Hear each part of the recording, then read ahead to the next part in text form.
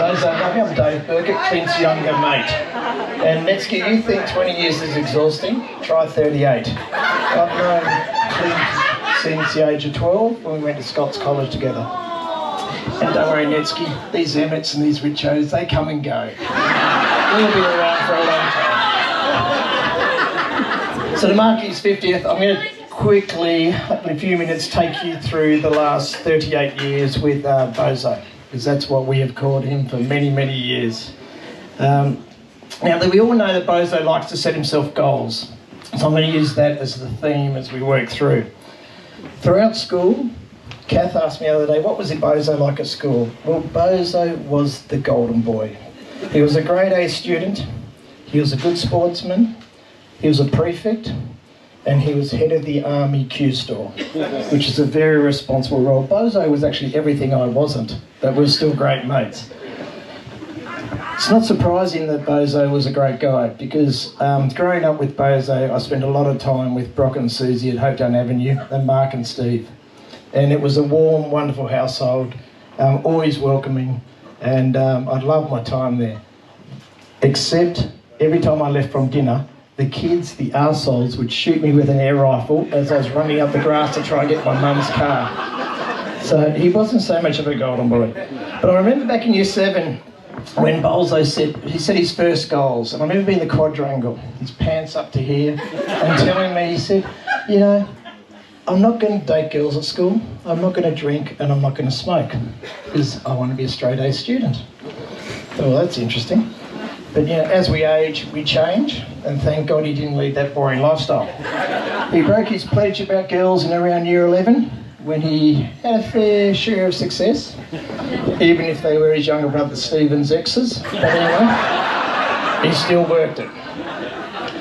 Regarding the second goal, no smoking. Well, I think he smoked more in 2 months than the average smoker does in 5 years when he pursued Netsky at Manly Boat Shed with Ant King midweek.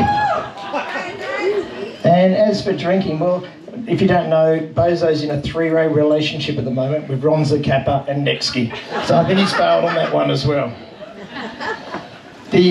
After work, Bozo went off to uni, did his building degree and started fluid building, which has been an enormous success. And you know, he set that goal after seeing Brocky in his business. Brocky helped him into it, and you know, he's not only built a great business, but he's built lifetime friends through fluid building. So I know that's very special to him. And the stories I hear from some of the boys about Clint really shows how much they mean to him.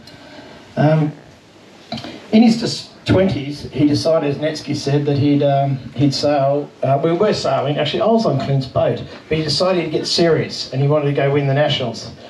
So he quickly kicked me off. Now, I'm not sure if it's because I refused to train midweek at 3 p.m. I mean, who does that with a job? Or if it was just a shit sailor. But anyway, he kicked me off. But life has circles.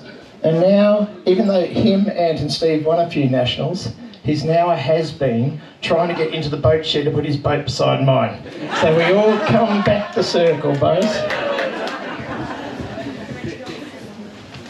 He then, after sailing, as Netsky said, he threw himself into the world of mammals.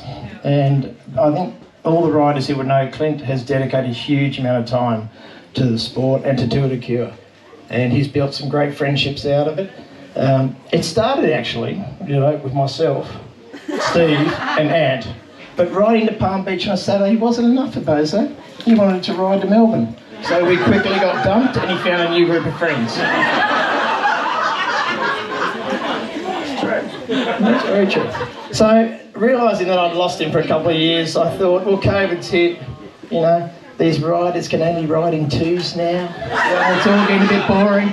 So I said, Bose, why don't we buy some skis and get back paddling? So we bought some skis, and we've had a great couple of years now. A year and a half, we go down, we paddle an hour and a half, an hour. We have 2 beers afterwards, and then we head home. And it's great. We talk about the family, we rekindle our friendship.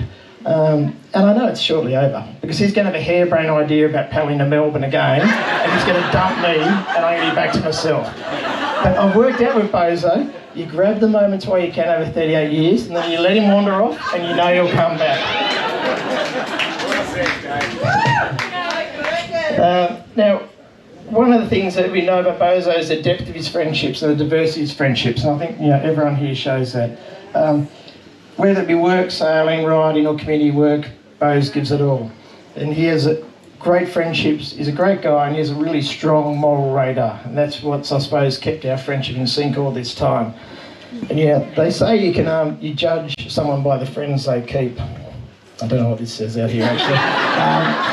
Anyway, it means you can go absolutely wild tonight, because as you all know, Bozo is cuckoo, and that's why he's got the name Bozo. Bozo the clown. I think the best thing